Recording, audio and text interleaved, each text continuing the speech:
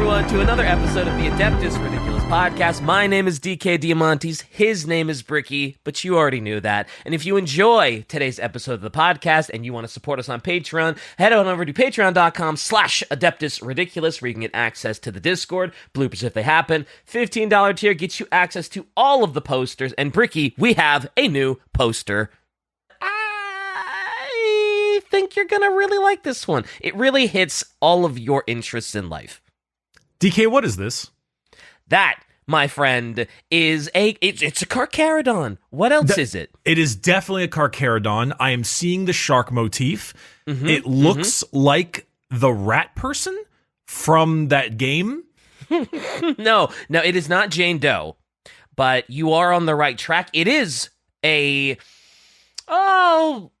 legally distinct interpretation of a character called Ellen Jo from Zenless Zone Zero. She is the shark character that you have probably seen more than a few, probably not savory for work pictures of on the internet. Wait, what is Shy doing here? What is Shy doing there? That is a that's a sticker that she wants to get done that she told us about before the episode, and that is I always get the name wrong. It's like a Babu or something. It's like this little bunny character. It floats around you, and you got to do gotcha pulls for him. So this is the sort of S rank Shy version of the little Zenless Zone Zero mascot. So they're a total scam. A bang boo. Okay. So there is a shark-based anime girl retrofitted out to look like a Carcharodon and a gotcha mascot S-rank Shy Boo sticker of herself as the mascot.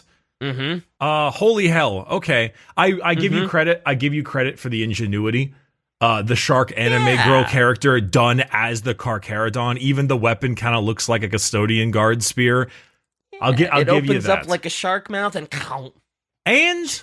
and I have the ability to do large amounts of stickers in bulk now too. So so a brand new sticker and poster will be available when this episode goes live. Check it out, orchidate.com. There you go. Let's go. All the boxes are checked. Stickers, poster. We've done every beginning of episode box, which means we can finally, as the kids like to say, get on with it. Yeah, let's get down to business to defeat the Hun. The Hun? Yeah. Oh, is old school Disney Mulan? Is that too old? I have maybe seen Mulan once in my life. That's okay. So like it's not too old. I'm just you don't use it, you lose it. All right. So do you have a quote for me today, or are we just going in? That's it's a good question. I had a couple ideas for quotes. The problem is that, like with normal, like there are definitely quotes here. But here's a fun little quote. We'll throw this one out here. The warp is a strange. Well, you know what this fucking episode is. Wait a second. You're messing with me. I remember this. We discussed the schedule. No, did we? Aha! The warp is a strange and terrible place. You might as well throw a traveler into a sea of sharks and tell him to swim home as send him through the warp unprotected. Better it is not to let common man travel through the stars. Better still, let him not know such a thing is feasible.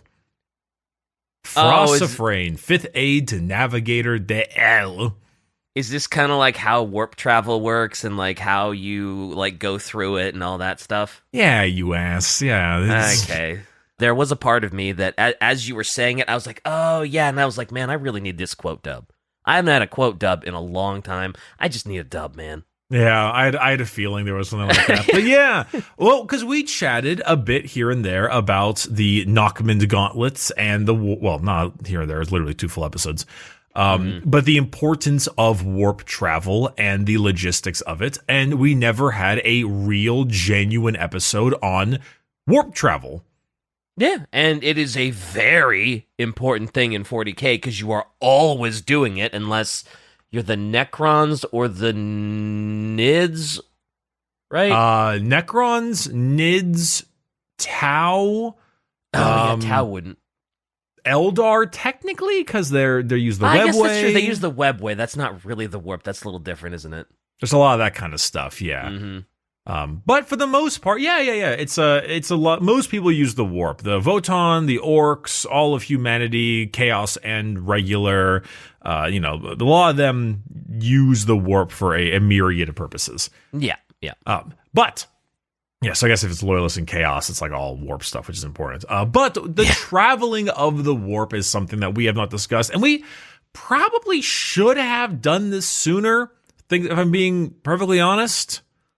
Yeah, I guess this does kind of seem like it would be one of those like introductory like 40K things because of how often they have to translate through the warp, right? Yeah, it's one of those ones that it's just so it's hard to determine because when you think about like space travel in other mediums, you normally think of it as like an FTL thing where the thing goes like yeah, and it's like and then it arrives. Like there's like a hard stop in wherever it ends up afterwards, like kind of much like Helldivers or Mass Effect or things like that. That way that looks right. It's just going turbo mode. Yeah. If you imagine like a wormhole or some kind of teleportation style thing, you normally just imagine open up at point A, arrive at point B in however long period of time. Sometimes it even is instantaneous, or sometimes it still takes time, but like wormhole logic. Yeah. Like the big Deep Space Nine wormhole that they're just parked in front of. There's that. There's sometimes they have gates. I think Cowboy Bebop has that, like the FTL gates, the mass relays, of course, lots of different types of things. And one of the somewhat awkward situations to discuss when it came to Warhammer is how do you really create a situation where you can only go in and out of certain areas? How are you then forced into parts of space when space itself is just, so vast? Yeah. And well, they come up with a pretty good way. And it's scary. It's spooky. But it's got teeth. The how is important. So, here is how warp travel tends to work. You and your ship, your warp-capable ship, has a thing known as a warp drive, or an engine. It is a enormous piece of tech, very well-guarded secrets of the Mechanicum, because, obviously, they don't like people knowing about this whole thing. And this is not actually any kind of propulsion system. Its entire job, its whole existence is to open the initial tear into unreality. You may notice. It does quite literally send you to hell. The bottom right there are Space Marines. So as you can see. Oh, wow. That is a big tower. It is a very large tower. So this entire thing is opening the gate to hell. The warp drive allows it to travel and also return from the warp. Now that is basically its main job, but it does have a secondary function, which is very important, which is the navigational system. So originally, this was the warp drive arrived sometime around the 18th millennium. Before we were doing it old school style, sub light speed, taking literal generations to arrive to a new point. Yeah. Very slow, etc. The whole usual type of thing. Before warp travel was like, how long would it take to like, I don't know, say get out of like the Sol system? Like, was it still pretty like how fast were we going before they decided to travel via warp? So Alpha Centauri is about 4 light years away. So if you're going at sub-light travel, I'm assuming it's like close to but not quite speed of light. So it'll take you to get to Alpha Centauri maybe 5 years, we'll say. This is all speculation, but 5 years. Which means that anything past that is, significant upgrade. Significant. And as Shai posted, Night Worlds were generally formed that way because they put thousands of people into ships where the grandchildren of the crew would arrive at the planet, disassemble the ships for parts, and then build their new bases. And sometimes it worked and sometimes it didn't. Sometimes, yeah, that's Warhammer for you. So it was very slow. And so at around the 18th millennium, that's when they started figuring out the ability to do the warp drive. And around the 22nd millennium, that is when they discovered the new human warp pilots known as the classic navigators, which would make it a much longer and safer and more accurate jump through the warp, which, I didn't even realize there was an approximate warp speed. Holy damn. Wow. I didn't realize there was a chart for it too. Also, this minimum warp time for 5,000 light years is 5 days. So in the warp, you will be there for 5 days. Minimum. Oh, got you. In real world, minimum real time, 5 months. Okay. So, still, that's quite the upgrade. It is a very long upgrade. Yeah. So that's a huge issue when it comes to the real time frame stuff. You know, you want to travel 100 light years away. That is an afternoon train trip. It'll take you about 3 days, maybe 3 weeks to arrive, which can be really good or really bad depending on a lot of factors and how soon you're needed, and all that kind of stuff. But yeah, the fact that you're only in the warp for that short of a time is kind of huge. So okay. As Shai mentioned a bit before, as we both know, the warp does not play by the laws of reality. Oh, yeah, it's called the Immaterium for a reason. Right. It is the Immaterium. Now, it can play a little bit by the laws of reality because of the fancy-pantsy thing you use called a Geller field. Mm-hmm. Now, the Geller field is interesting. It is not a force field. It is not a giant field that creates a bubble that forces things to like pound their claws and teeth on the big bubble. Like, let me in, let me in. That's always what I kind of thought it was. I was kind of thought it was like a bubble or like a protective, like maybe not a force field, but it was just like some 40K MacGuffin that protected the ship, like a force field. So, like, if you say like the Geller field is a force field that protects the ship, that is a perfectly acceptable short version answer. If someone was to ask, if a random person was to ask me what the Geller field was, I would tell them that it is easy to understand and digest. If you want the well actually answer, the well actually answer is that we all do. The Geller field is actually a bubble of reality. It is, in a sense, yes, kind of a force field. But what it does is it projects a bubble of reality around the ship. And demons, which is why your ship acts normally, and demons, as we know, cannot manifest in the material realm, in reality. Oh, so it is literally placing Materium around you so you can travel through the Immaterium. You are taking the world with you. So I didn't realize it was quite like that.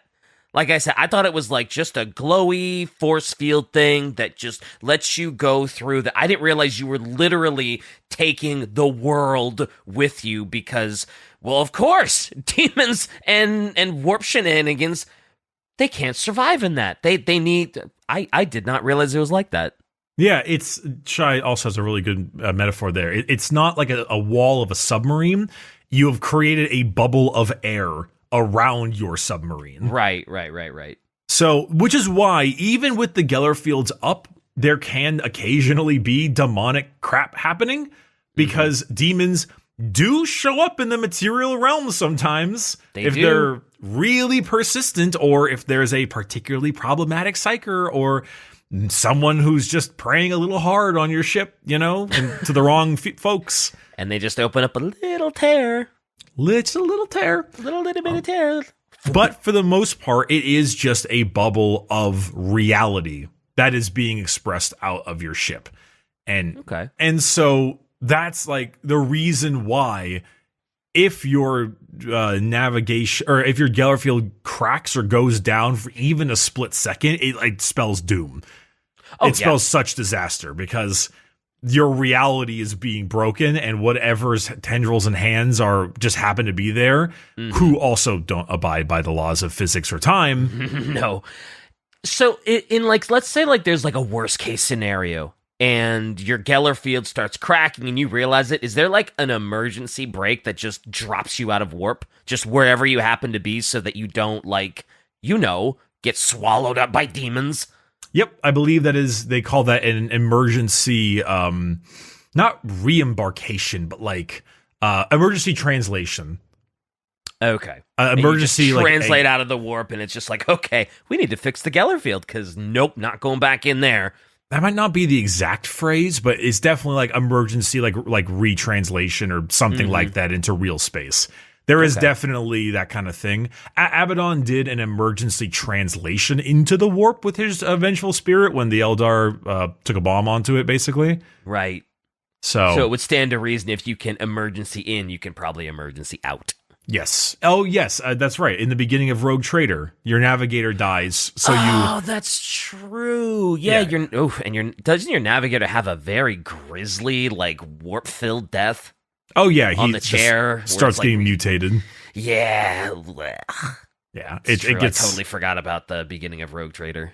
Yeah, it gets all creepy. So yeah, that's an emergency translation to drop out of the warp back into real space. I think originally back in like early Horus Heresy era time frame, the Geller field was utilized in a really funny way.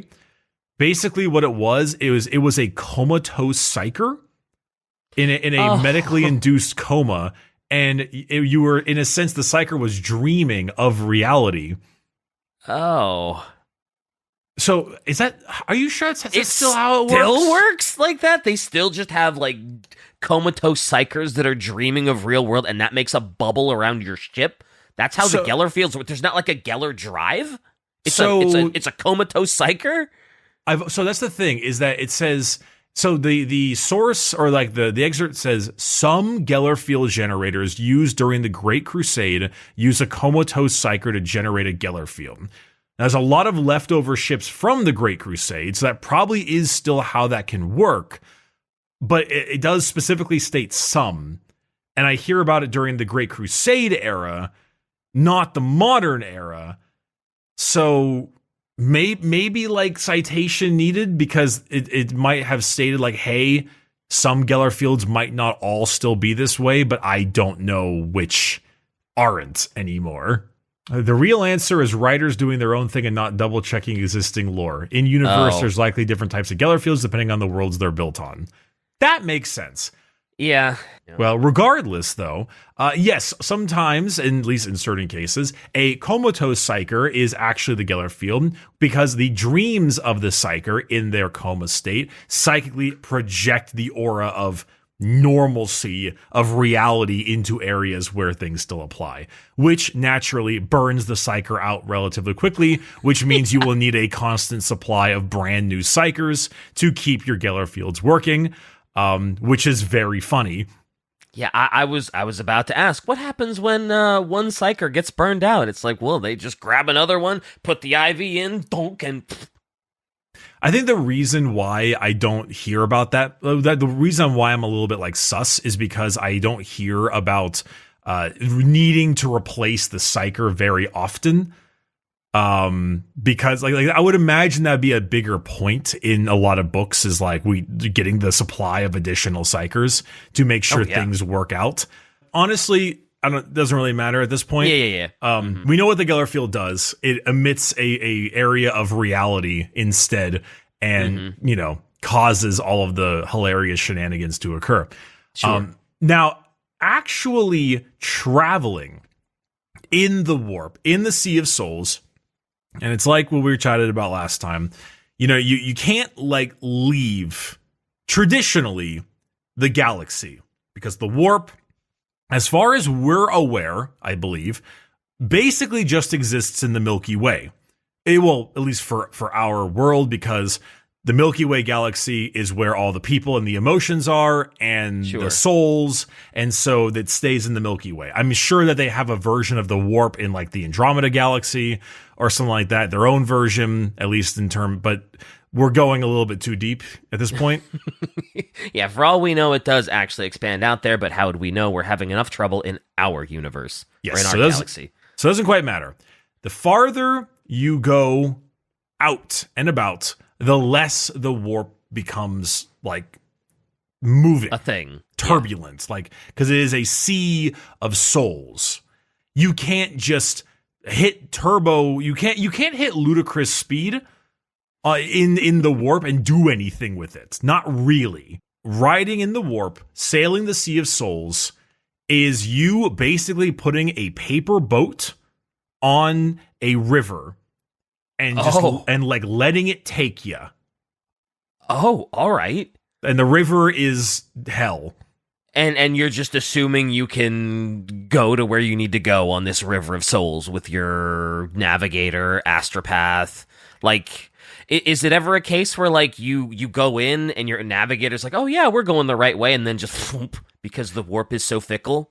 Absolutely. And so that's the other part of the warp drive. The warp drive has a bunch of cogitators and other types of technology that specifically can peer into the warp and like a window and help figure out and calculate how things are going. You're basically doing the equivalent of calculating the weather. Where is, I mean, at a much crazier scale.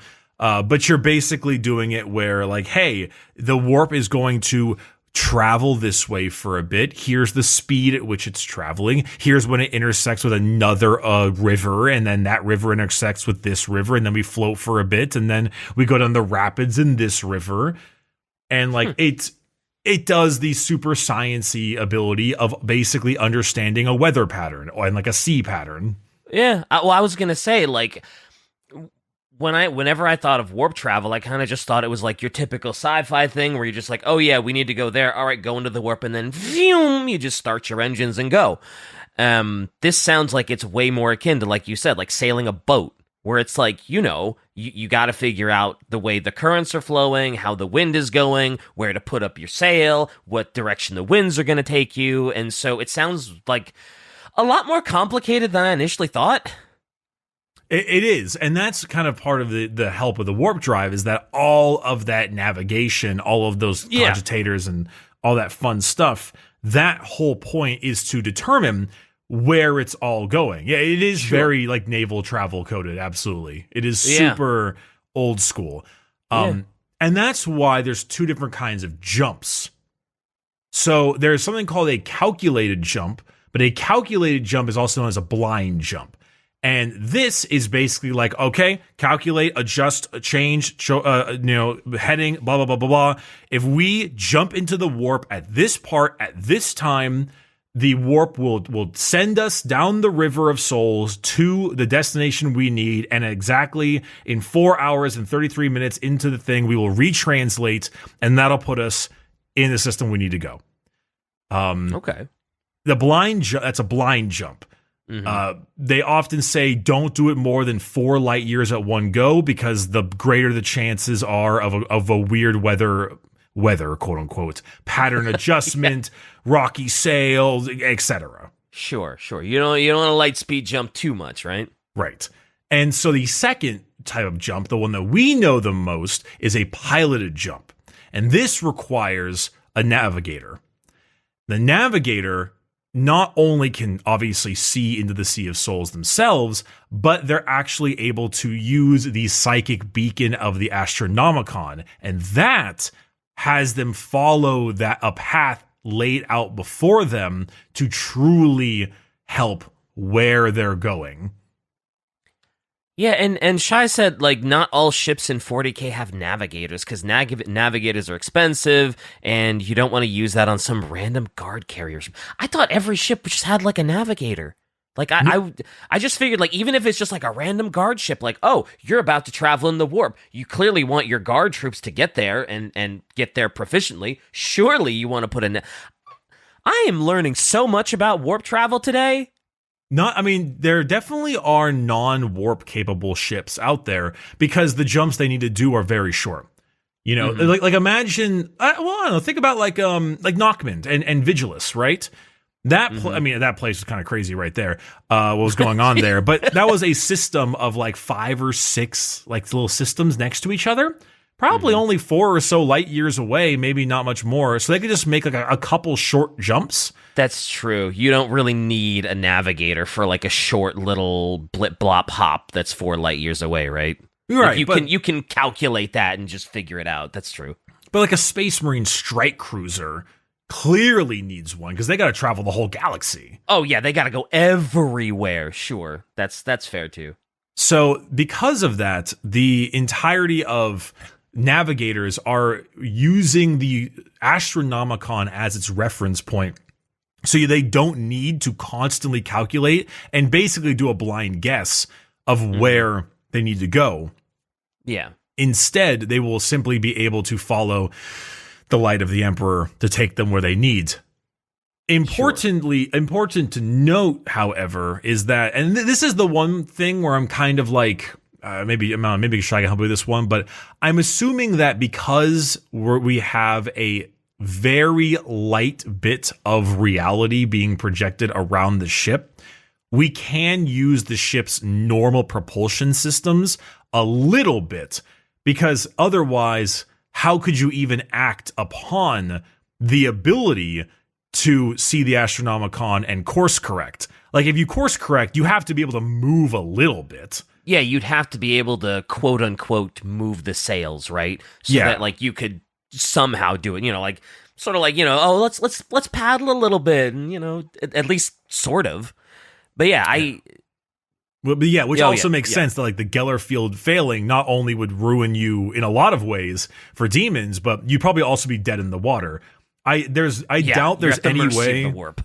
Yeah, there's probably no way you can actually use your normal engines in the warp because it doesn't obey the laws of reality. But because you're projecting reality, you have something to use your engines on, and you can maneuver yourself forward to the side, and like you said, course correct. Sure. Yeah, because you have to course correct, and so the Emperor, in a sense, is the one piloting, or not piloting, on the Golden Throne in the Astronomicon, telling you in 1.3 miles, take left, and then stay in the far right lane to get off on 3347 East Broadway Street, Los Angeles, California.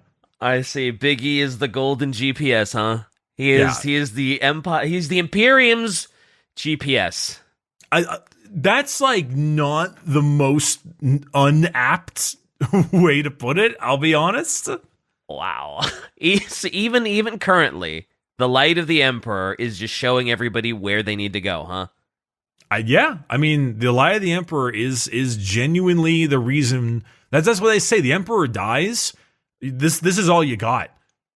This is all you got are these short piloted jumps. Yeah, I was going to say, if the Emperor like truly dies and his light goes with him, wow, humanity is effed. Like, obviously they're effed, but like they can't go anywhere. Like, they can't travel anywhere because they just don't know. Yeah, like you've lost your navigational heading for long trips. Short trips, you can mostly make. Yeah, you can still jump within. Yeah. Now check it. Let's say you're chaos, right? Okay. Let's say you're chaos, and you don't have navigators really that common. I mean, sometimes you do, but sometimes you really don't. Sometimes you kidnap them from rogue traders. I was going to say, well, there's, the Night Lords got their hands on a couple. The 8th Legion found a way, right? The 8th Legion always finds a way. But sometimes you got to find your own way to do it. So maybe you have, instead of a navigator, you have a possessed Chaos Marine. Because there is a demon in them, and the demon, like, it's like, oh, hell yeah, I can see my house from here. I've lived here my whole life. Let me give you directions. Okay. Or even a bound demon, bound down by like dark rituals, can be the thing that actually helps navigate the ship. Or sometimes the ship itself, because they always talk about like the machine spirit of the ship being corrupted by the warp. Maybe the ship itself is the one helping out. I I hadn't even thought of like a corrupted Chaos Space Marine that has a demon inside him. Just like, oh yeah, I can navigate the ship because I'm a demon. I live in the warp. I know these streets. And they just start. I am learning today. You are learning. We're learning a good chunk. We did need to do this episode. Yeah, we should have done this episode way earlier. Yeah, actually, I'm like, damn, there's so much about warp travel that I thought I basically knew, and I'm just like, we're picking up information today, boys. Would you like to read the little thing that Shai posted here? Sure. It's really awesome how navigators navigate warp, as explained in Rogue Trader game. First, of course, they need to bond with Machine Spirit by sacrificing 100 or so slaves in a ritual. Ouch. And then Navigator can take their throne and steer ship by looking into the warp and using Astronomicon as a reference point and make adjustments to travel much further. Interestingly, each Navigator sees warp travel differently. Your Navigator in the game uses blood of a slave to paint warp, and through her painting she can understand the way, but her teacher perceived warp as giant endless forest and warp lanes as wood trails. Yeah, every psyker has their own way of perceiving the warp and how to properly, like, because Cassia kind of paints herself into it, right? Paints a brush into the warp in a way. Mm-hmm. So it's not like they just see a map. No, God, in their head. God, they don't just see a map. They actually they all see the warp and the way you navigate through it completely differently. It's all very dependent on the navigator. Yeah, like in a sense, it's almost like old. It's almost like old, like shamanistic type things. Like how you visualize this is your own way, and how you interpret it. And not only how you interpret it, but how you interpret it in a way to like cope, I guess. Oh, you are looking into the warp, so you probably do need a bit of a coping mechanism, don't you? I need a little bit of a coping mechanism, but also, like how do you make it make sense to you? Mm-hmm. And that can be because the warp is a senseless thing. So yeah, that could be a million ways. For her, she uses blood as paint, and that's her concept. It's like, oh, Cassia, you couldn't think of a different way than the blood of slaves to paint the warp. You couldn't maybe just use the just fountain pen. And it's also why they close all the windows so that no one can look out. Yeah, fair enough. So let's do a simulated warp travel, right? Okay. You go fly your ship at normal propulsion to the system's Mandeville Point. The Mandeville Point, the closest distance that a void ship can enter or exit warp from its origin. Because if you're any closer, you might just end up in the planet with the fun idea of like the hive world made of ships. Yeah, somebody really needs to do that. That sounded really cool. So once you get to the Mandeville Point, you chart a course through the warp, thanks to the cogitators and understanding from the warp drive, and most likely the navigator themselves being able to peer into and figure out where they're going to head. You then shut all your windows, activate your Geller field, pop open your giant warp portal, and enter. Mm-hmm. And then you start praying, because like this is. You sail through the warp for a couple of days or whatever, and then you retranslate out of the warp. That is the best case scenario, naturally. But it's the warp. Like, you can't predict it. Who knows what could or could not go wrong? One little itty-bitty crack, or just the navigator feeling a little weird, and everything just goes, shit hits the fan, and the worst monsters of the warp are now clawing at the ceiling and trying to eat you. There is absolutely a fantastic chance that the lower decks become possessed, and then you need to send your soldiers to kill them. Or that some other random person maybe made a deal pact with one of the gods and is a great way to get a demon onto your ship. Maybe someone sabotages something. Maybe people go mad. The lower decks are revolting all the time. Your ship is a population of 47,000 people. Like, they're gonna have problems down there. There's a lot that can go wrong. We arrive from the warp. Half the crew is dead. The other half are gibbering maniacally. Another good translation. Yeah, another eventless translation. Yeah. So sometimes a vessel emerges from the warp physically intact, but with no trace of its crew. Many such ghost ships drift through the galaxy as they are considered ill-omened by those who encounter them while sailing upon the Sea of the Void. Yeah, I guess that probably would happen. Like, that's just not uncommon, I would imagine. It's crazy what can happen to your ship because it's the warp, and the warp has a million horrible things it wants to do to you. It's like, hey, we just sailed out of the warp. Awesome. The ship now has no crew. Or, better yet, there's no more ship, and it's only crew, and you're all gonna suffocate in the Wait, depths has that of happened? space. Where like just the ship just disappears and everybody's just like suffocating in space? Has that happened? No. Okay. Hold on. That was a concept I just thought of. Gotcha. I was like, that's very specific, and that totally seems like something that would happen in the warp, where the translation went wrong and the ship just. So I was hoping that actually happened in a book or something. So that's the reason why I thought about that. I was like, that sounds like something that could happen. Totally. I believed you. Maybe the ship becomes alive and it just literally eats you. Maybe it retranslates. Too. Yep. It retranslates into a space Hulk, and now you're trapped on that thing. Who knows? Okay, now that happens. That space Hulk thing happens. That happens all the damn time. That's what happens when you miss the Mandeville Point. Yeah, yikes. It is unfathomable the amount of things that can go wrong with a warp travel. Even a correct warp travel. I forgot about that. Yeah, in the Brutal Cunning book, they take over a human ship to use to travel. The orcs don't activate the field, so all the dead humans reanimate, combine into a giant a necromorph, and fight the orcs, and the orcs like it because they get to fight something. Great time. Yep. Love them. Love those orcs. Oh, yeah. Oh, silly little orcs. There are all kinds of possible issues that can go along with warp travel in that way, which is why, a lot of the other warp travel folks have ways to cope. The Chaos obviously can make pacts with the people that are actually in the warp. Doesn't really work great all the time because the demons hate each other too. Yeah, so, I was going to say making a pact with the demon is, basically not making a pact at all. Because of course they're going to betray you and backstab you so they can eat you. Yeah, I mean, Chaos, they fight each other all the time to begin with, even the Space Marines. Yeah.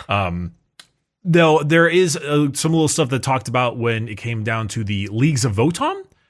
So the Leagues of Voton also use a warp drive. They use something different. They use something called a Geller Rampart, which is, I believe, just a more advanced version of the Geller field. That's what it says. It's a more advanced version of a Geller field. But instead, what they use something called the Ironkin Wayfinder, which is a self-aware Ironkin, an AI robot, whose logic cores allow them to make probable safe paths through the immaterium without exposing any of the kin to the dangers of the warp, which is why Voton actually are much slower than a lot of species when it comes to their travel, but they do short warp plunges. They go in, out, in, out, in, out, in, out through like the spaces that they know are safe that have been translated by this like self-aware AI. Yes, very, very quick and short plunges, which takes them a while, but it's safe. Yes, they arrive where they need to be every time at the correct time with them all alive. Right, and I would say that is definitely the way to do it. Not too many Voton Space Hulks, right? Because they know what they're plunging into. Yes, and I mean, when you think about it, if there's anything to describe dwarves as, it's slow and methodical. Yes, it does fit. It does fit them to a T, sure. Just don't shave their beards. For the love of God, don't shave a dwarf's beard. Do not shave a dwarf's beard. Don't do it. You're going to start a War of the Ages. Don't do it. Now, War of the Beard, one might say. War of Vengeance. Mm-hmm. And so, with that, there are a few things that can occasionally go wrong. We've heard of things called warp storms before. Oh, yeah. And, I mean, at this point, though, I feel like you know what I'm trying to say. I'm like, hey, a warp storm happens. What does that mean?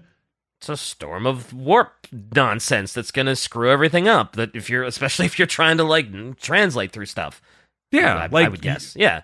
I mean, it's like, it's a storm on the high seas. Yeah, it's going to absolutely ruin your trip. Literally, that's how I saw it. Since we've been talking about it that way, I was like, oh, yeah, it's like if you were, a pirate ship and you're sailing on the sea. Oh, storm happens and blows out your sails. You get knocked off course. Everything goes Louis kablooey. You have to somehow navigate through it. I was like, yeah, totally like that. Like a storm at sea. Yeah, how do I say this? It's also strange, too, because the warp storm will affect the real world sometimes, because it can pop itself into the real world occasionally, because the warp storm is just such a turbulent, problematic thing. Mm-hmm. But yeah, I mean, like, it'll knock you off, it'll bounce you around. The idea of navigating in a warp storm is the stupidest thing you could possibly do, because it's also thrashing at your Geller field as well. It's going to be harder to maintain that, because there's a storm afoot. Yeah. Well, I'm assuming nobody purposefully tries to navigate through a warp storm, right? Like a normal storm, it's just kind of like, uh-oh, didn't see that coming. Now we have to deal with it, right? Navigating a warp storm is like navigating a real-life storm in a fucking rowboat. I'm sure that the Chaos find a way to do it. But yeah, it's not just knocking you off of position. Oh, it's knocking you off of time. Right, because it's the warp. Of course it screws with time. So yeah, Shai said it can throw you forward or back 100 years because, oops, a warp storm popped up. And it's like, oh, you showed up 100 years too late. And it's like, oh, no. Yeah, it's not just that. It's also like, oh, I am no longer in my same century. And then, of course, again, let's not understate this.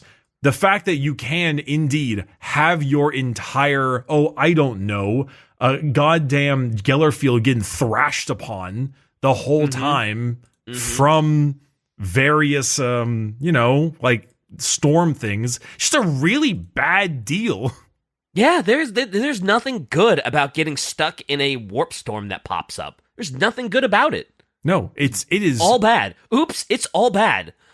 Oops, it's very shit. Oops. Oopsie daisy. Yeah.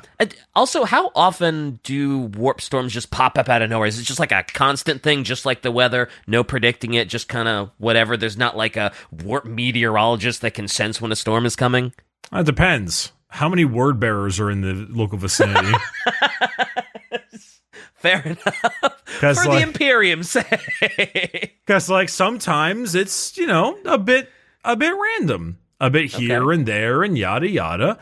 And then sometimes you can predict it and be like, oof, warp storm happening. Not really good there. Or sometimes, if you're a disciple of Lorgar, you're like, hey. You're summoning them. Yeah, rain, come again. Do it again. Let's do it again. Do it again. Don't go away, rain. Don't come again another day. Do it again and rain blood. Now all I can picture are word bears doing rain dances and stuff. Just trying to summon a storm.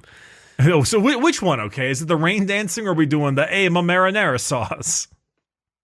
Little column A, little column B.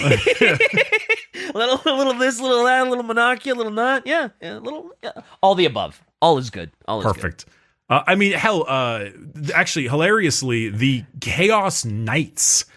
Chaos Knights are often known to, wherever they go, bring warp storms with them.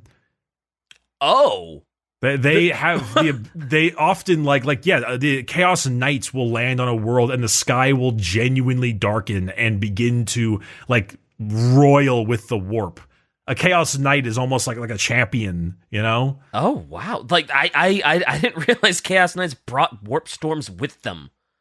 Obviously, Chaos Knights not good. Don't want to see that. Hate them. Didn't realize they also brought a warp storm with them. The Chaos Knights, because you have to think about what an Imperial Knight. What is their strength, and besides being in a big stompy robot? Well, they have their little lineage with them, helping them fight and telling them what to do, right? Of course, they have all that fun stuff. But for example, here's the army rule for Chaos Knights. It says, where Chaos Knights tread, the skies grow unnaturally dark, and the dread of the warp permeates the battlefield. None are immune to its shadowy touch. For those it does not paralyze with fear and despair are racked, with hallucinations and driven mad. Their ability starts off with despair and then turns into doom and darkness. Oh, I see. So yeah, it can cause issues if you're trying to navigate. There's also of course the shadow in the warp. Oh, so that's the NIDS, right? Yeah, that's the NIDS. Shadow in the warp. Yeah. The NIDS will just be like, hey, now you can't see anything. Ha ha ha. Yeah. All right, everybody, who's ready to take a warp jump blind? And by blind, I don't mean we don't know where we're going. I mean, I can't fucking see. Turn the sails. Yeah. So if the NIDS are, say, invading a planet and you want to save it, it's kind of a crapshoot as to if you're even going to get there because it's just a shadow in the warp, or do you just go to the shadow and you're just like, yeah, that's NIDS? And then just not try to go through the or do you just not try to save the planet because you know it's NIDS and, well, I guess they're going to get eaten anyway? I believe it's cutting you off. It's cutting you off from the warp stuff. Because that's why the planet... So you can't travel through the shadow in the warp. It's just like, nope. Well, it's cutting off communications and stopping like that kind of stuff. Right. I think you could mostly travel, but like the light of the Astronomicon might not be visible. You're just totally blind. Gotcha. Yeah, okay. You're blind traveling. And it's also tough because you put your brain out there too much and the NIDS are like, ooh. Yeah.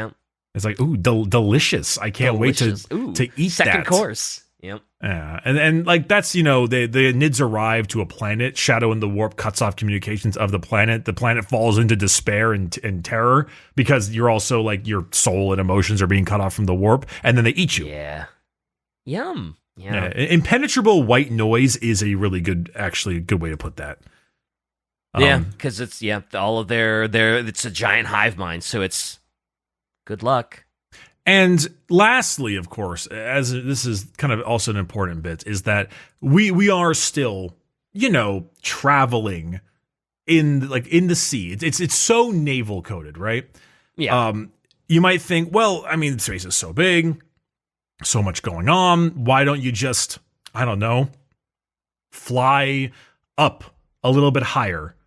Not so high that to the outside the galaxy for that the warp is just not even there anymore, or it's very light, and there's no current, still water, I guess.